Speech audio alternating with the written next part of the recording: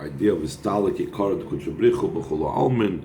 This has to do with the not only is there an aliyah in the Yidden that do the Torah, but also there's an aliyah also in the Torah itself. That's why the Torah descended and came down all the way into this world. And with this, he's going to get into explaining the questions that he asked about it. And from there, he's going to work his way back to the initial topic of the Maimer, eventually about Xodsh B'Chadshei. Oisdal. Line 23, 6th page of the Maimer. Valpize yesh levayer mashe take if lacher matan Torah namar ve'ela mishpatim shetasim lifneim kisikna eved goim. That immediately after matan Torah it says, and these are the mishpatim that you will place before them when you will acquire a servant, etc. Kidavke al yidei, top of the next page. Page Yud Aleph. Madregas Eved, through the level of an Eved. Shezoy avoida ba'olam ha'asiyah, that's the avoida in the world of action, meaning our world. Po'elim ha'ilui shebai de'iridas ha'torah lamata, we affect the advantage and the elevation that comes about through the descent of the Torah down here below. Because only, like we said before, through the Yerida of the Torah down here below, and the Yidden doing the Avodah with the Torah, because their source is in a very high level that precedes even the Torah, like we explained, so they make the Aliyah in the Torah. So that's why we start off with the idea of Eved. Eved is not like the level of Ben, we said. Ben, we said, isn't the level of Atzilus, that's the level of Ben. As soon as we come down to the worlds of Bia, especially in Olam Hazah down here, so then it's an avodah of Eved. So the Eved is the one that can accomplish this elevation and ascent in Torah. Line 3, Amnam, Eved Zet, Tzarech Liyas, Eved Ivri Dafke. This Eved, this servant, has to be specifically a Hebrew servant. So what's the significance of it? Ubahagdim, by prefacing the L'churei, the move on seemingly, it's not understood in general in this parsha. Why does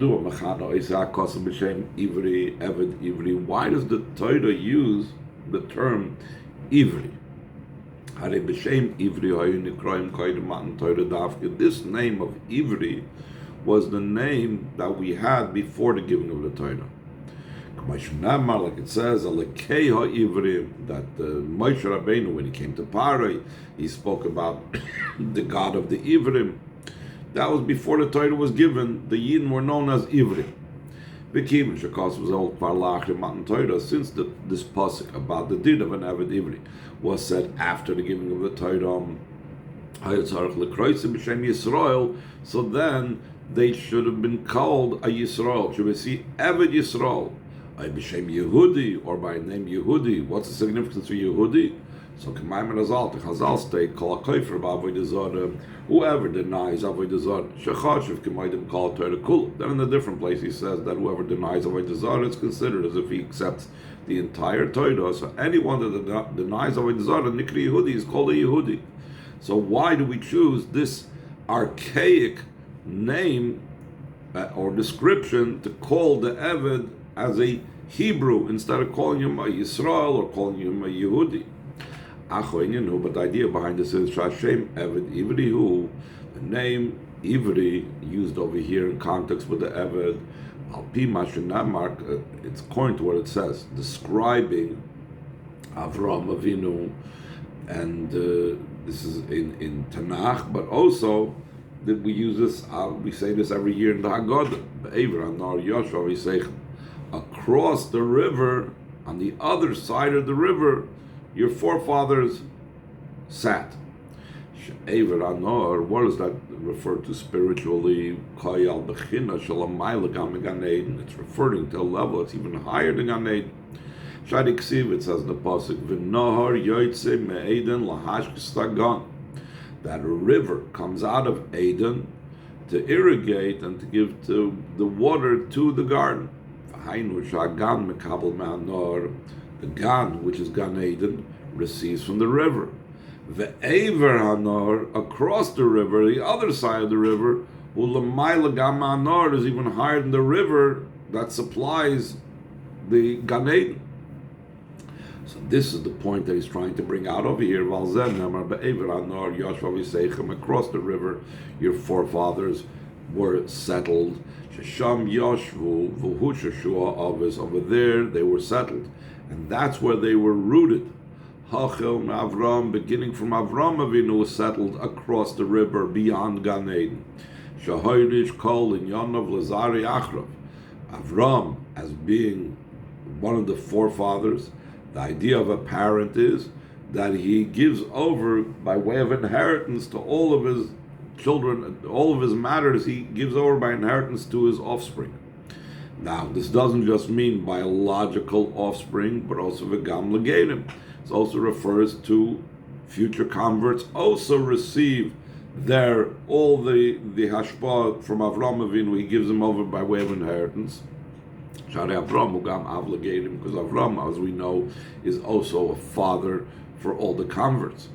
Therefore, he gave over all of his matters to his children, and therefore, this Aver Hanar, this being higher than Gan Eden, higher even than the river that supplies Gan Eden, he shared and gave over in a way of inheritance to all of us.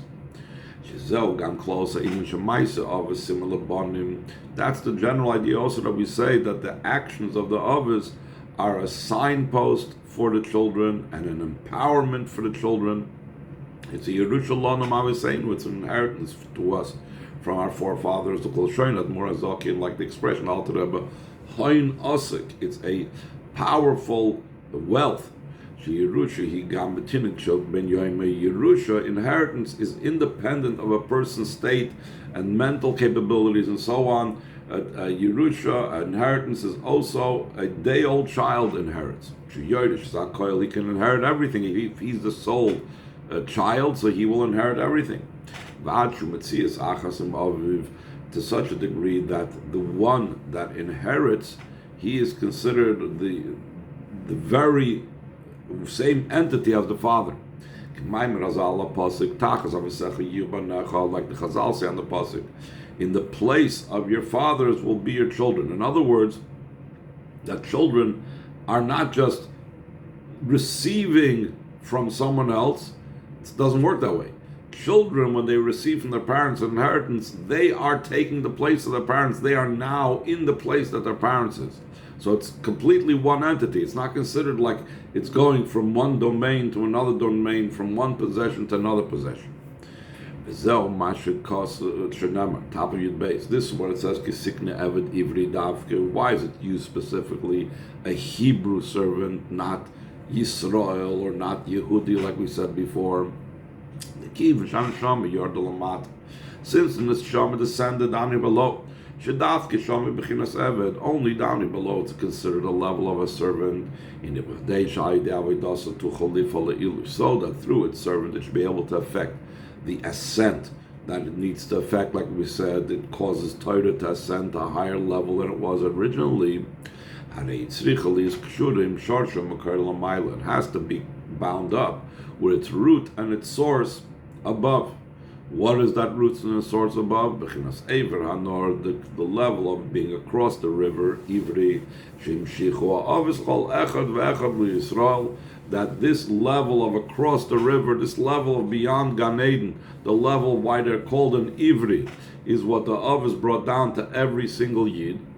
Ad gam lemishu b'dargas Eved, even to a Yid that's on the spiritual level of an Eved, that an Eved spiritually is not that great. That we say, that the Chazal say about an Eved, shemitzad atzmoi behefkerin nichalei, left his own devices, a servant wants to be without any type of discipline. And even though he is by nature someone that doesn't want to be under discipline, still in all, the others bring down the level of Aver Hanar to them also. Shagam etzla yumshach m'chinas Aver Hanar, even to a person that's a level of a servant, comes down the level of across the river, a level that's higher even than Gan Eden. Since this is brought down from the root of the neshama that's beyond any level of constriction, as we know, before the original tzimtzum, the tzimtzum addition, where it was the Ein Sof filled all possible space, there was no room for the worlds to stand. So that type of impression and attitude occurs also in the level of the servant down here. That now the world does not have any significance. Just like before the tzimtzum, in his root, in his Aver Hanor roots, the worlds could not exist. The same thing even now when the world is actually existing, it has no significance. Concerning this, it says, when you will acquire an evedivri, tikna daike, specifically used the words tikna l'shain kinyan from the expression of acquisition. The idea behind specifically the idea of kinyan in regard to this whole hamshacha that we're talking about, it's known, but what it says in Kiddush Levana, it says Baruch Eisich, Baruch Yotzrich, Baruch Boirich, Baruch Kainich. Blessed is the one who makes you, the one who forms you, the one who creates you, and the one who acquires you. The Oitzech, Yotzrich, Boirich, the one who made you, formed you, and created you, and Keneged Shloi Shoyel Misbri Yitzir Asiyah. Those correspond to the three worlds of Biyah. The Kainich Koyal Bechinas Atzilas. The one who acquired you goes on the level of Atzilus. That means that the idea of acquisition is higher than creation. So the Rebbe is going to ask, let's look at it for a second. Isn't creation a more amazing thing? Isn't it more creative? Isn't it a bigger deal than just acquiring something? Anybody can acquire something. Creating, that takes the Eibishter. That I've asked this question, but we need to understand. Haloi, top of page Gimel. 1 second, not top of page Gimel. Sorry, I lost my place. Sorry, line 21. Haloi inyan abriyahum. The idea of creation. Hu achidush misavis yesh ma'ayin. It's the uniqueness of. But we need to understand the idea of creation is the uniqueness. It's a new thing. It's a created thing. You bring something out from nothing. Like the Ramban wrote, there's no other term in Lashon Kodesh for bringing something out from nothing, only in the expression of bara, created. When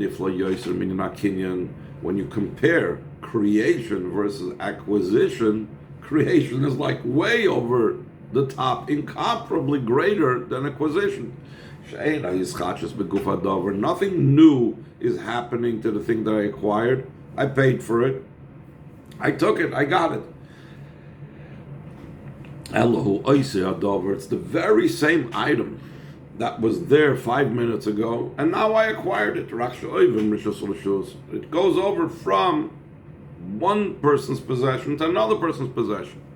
If so, why does it say that Baruch Koinech is higher than Baruch Boirich? How does it make sense in the meanings of the words? So the Rebbe explains the explanation, and this is the Kinyan Mayra Alam Shacham Mehelam Lagili. Kinyan indicates the drawing down from a concealed state to a revealed state. It didn't become changed from its very being to be something separated from Hashem. In other words, it's a movement from one domain to another thing. It was before part of the Ein Sof, now became part of Atzilus. It didn't become separated. It's the very same item that it was before. So that's why Koinech is higher. top of page Yud Gimel, Masha Enkim Bri, as opposed to creation, Koyal Isavis Yashmayin. It's referring to something coming to being from nothing. Shanasa Davar Nifrad now becomes a separate entity of its own. The idea behind this in the service of a person, Kinyan Maidam, a Kinyan indicates, Shagam Kefi Shanashami Lamata Bedarga 7.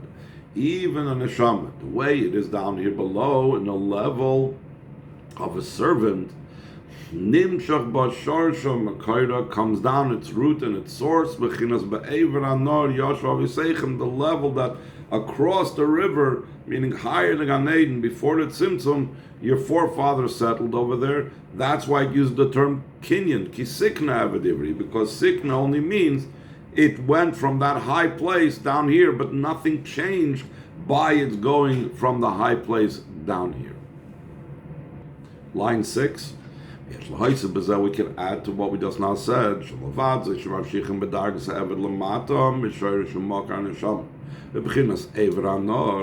In addition to the fact that we draw down in the level of the neshama, down here below, from its root and its source, in this level that we said across the river, which is way higher than Gan Eden, even before the Tzimtzum Rishon, that's also the meaning in this phrase that we say in Kiddush Levana, Baruch Koinich. Baruch Melosh Nam Shachar. We know throughout Chassidus brought down, the word Baruch is in the word drawing down. Someone that bends down a vine and sets it into the earth, or it says Vayavrich es Agmalim, they made the camels kneel, whatever it means, going down. So what does it mean, Baruch, in this sense? We draw down Oisech. That's the first part of that phrase, Baruch Oisech. That's the beginning, that's the initial step of the avodah. Afterwards, we draw down the level of the one who formed you. Until we draw down also the level of the one that acquired you. All of these levels, level after level after level, beyond all the levels, b'dargas ever lamato, in the level of the servant down here below. But in addition to all of that, he says in line 13, Yesh b'zagam in halam al mato. There's also the ascent and elevation from below to above. Lahal is madregas ever l'sharshu mekayde v'chinas ever anor, to elevate the level of the servant to its root and its source on the level of across the river. Until through this we affect also the second meaning in the word Baruch, which is more like how we always translate it. We're saying you're gebenched, blessed. What does that mean? We are benching, we are blessing the one that it says Baruch about. Like we say, Baruch Ato Hashem. You are blessed, Hashem. So the same thing, Baruch Oisech. The one who is the level of Oisech, we are giving him a bracha, meaning we are bringing him to a higher level. And we are bringing Yotzrich to a higher level. Baruch Yotzrich, Baruch Bayrich, and even Baruch Koinech. Let's see, line 18, Hainu Shapoil in Ilu Gamba Madregas Koinech. We are blessing, we are benching Koinech. Just like when a person gives someone else a bracha, what are they doing? I bench you, you should have much success. Meaning, you're elevating him to a different level, something I didn't have before. The same thing when we're saying Baruch Koinech, we are benching, we are elevating also the level of Koinech. This is what the Chazal also said, that Yidden add power in the might of above. We have the capability to add Kaviyachal to Hashem's strength. How come? Why do we have that capability? Since Hashem desires the actions of your hand, Hashem wants our avodah down here in the world of action. Only and specifically through the avodah of a servant down here below in this world, becomes the ascent and the completion above, etc. This is what means these are mishpatim that you will place before them. When you will acquire an Eved Ivri she'inin isikne koy al Moshe Rabbeinu olav shalom shalom namar ve'elam mishpatim shtasm lefneihem. When it says you will acquire, and it says you in the singular, though it said beforehand, it said the tasim lefneihem before them in the plural. So why does he change over there from the plural and go to the singular? Because the kisikna is referring to Moshe Rabbeinu, like we said earlier in the Maimer. That Moshe Rabbeinu was the one that affects this acquisition. It's going back to what it says earlier in the pasuk. Earlier in the pasuk it says, these are the mishpatim that you, Moshe Rabbeinu, will place before them. So in that same vein that says, these are the mishpatim that you will place before them, Moshe Rabbeinu, the same thing you, Moshe Rabbeinu, will acquire tikna avidivri. Where do we see that Moshe Rabbeinu has this type of power to elevate the Yidden? So you're going to bring from somewhere else that we find in the Torah a similar idea. If it says in the pasuk, I will give or place grass in your field for your animals, or in your fields for your animals. Like it's explained to Amorim, that when it says I will give grass, simply put, we're talking about the Eibishter promises us. But the interesting thing is, like the Amorim point out, this pasuk in V'hayim Shemaya is in Chumash Dvarim. In Chumash Dvarim, Moshe Rabbeinu speaks in first person about himself. In the other Chumashim, the first four Chumashim we had in the previous Maimer, Moshe Rabbeinu speaks like a Shlishi Hamadaber, like a third person that's speaking about events that occurred. Hashem spoke to Moshe. It doesn't talk about I did such and such. In Chumash Dvarim it says, I went up to Har Sinai, and I got the luchas, and then I broke him, and then I wasn't let into Eretz Yisrael, and I asked Hashem to let me into Eretz Yisrael, and I did so and so and so.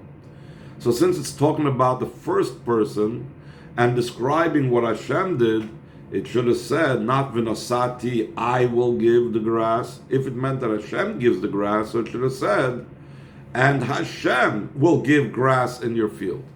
When it says Vinasati, since the whole Chumash Dvarim is talking about in the first person of Moshe Rabbeinu, so then the Vinasati is referring to Moshe Rabbeinu. What does that mean, Moshe Rabbeinu saying, I will give them the grass? So it says in line 29, Shekoy al Moshe, this is referring to Moshe, Shemashpia Bechinas Esav. He's mashpia to the Yidden, a level called Esav. What's this level called Esav? Shem Ayin Beis. It's Hashem's name of Ayin Beis, the 72 number gematria of Shem Yud Kei Vav Kei, depending on how you spell out phonetically the Yud Vav Daled, the Hey Yud, and the Vav Aleph Vav, or Vav Yud Vav. You can come to a numerical equivalent of 72. V'sin be'emtza teva, and there's also a sin in the middle of it. The Rebbe doesn't explain the significance of specifically Shem Ayin Beis, or the sin in the middle, top of page Daled, levehemtecha, to your animals. L'neshamas shem bechinas zera behema, to neshamas that are called animal seed. We know that there's two types of neshamas that Alter Rebbe explains. There's neshamas of zera adam, those are neshamas of atzilus, and neshamas of zera behema is kvish nimtzayim bebri yitzirasiyah. The neshamas, like we spoke about before, Eved, not the Ben. The Ben is not atzilus. Same thing, the Eved neshama is also known as zera behema, the way they're found in the world of bri yitzirasiyah. Alma, the Peruda, the world of separation, not like the world of Atzilus where everything is miyuchad with Hashem. Shezel Sadcha, this is called your field. What's the significance of Biyah being called a field? Shemechutz labayis shebeir, a field is outside of a house that's in the city, and the city is referring to Ir Elokeinu, the city of our God, the Koyal El Ma'atzilus. It's referring on the world of Atzilus. Now, when Moshe Rabbeinu gives them the Esav, the Shem Ayin Beis with the sin, it's not that Moshe Rabbeinu brings them into the city, but he gives the grass to the animals in the field where they are. Not in such a way that he raises them up to Atzilus. For example, in the giving of the Torah. It could have been in one of two manners. The Yid could have been elevated above to Hashem, and over there they would have been given the Torah,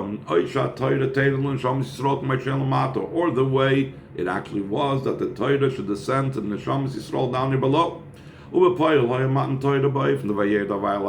actuality, the giving of the Torah was in such a way that Hashem descended on Har Sinai, that the Torah descended down here below. So just like it's in the giving of the Torah came down here below, the same thing in the way Moshe Rabbeinu impacts and influences the Yidden is in a similar vein. Line 11, V'cheinu gam etzel Moshe. So to its Moshe, Kol Mitziyusehu Inyan Torah, his entire being is the idea of Torah, V'ad Nikras al Shmo, until it's called by his name. Like it says, Zichru Torah Moshe Avdi, remember the Torah of Moshe my servant. It's Hashem's Torah. Why does it say remember Torah of Moshe my servant? So we see because Torah and Moshe completely identify with each other.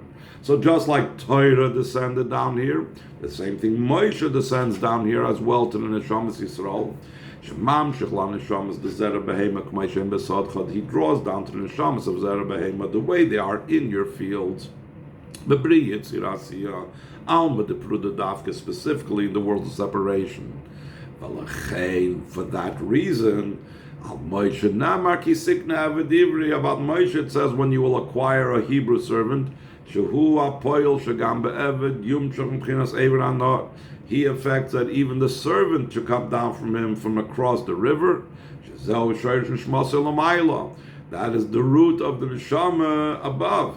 And that happens through the acquisition. What's the idea of acquisition? So in Gilui Helam Kanal, he reveals what's concealed. He reveals that essential nature to be found in every Yid.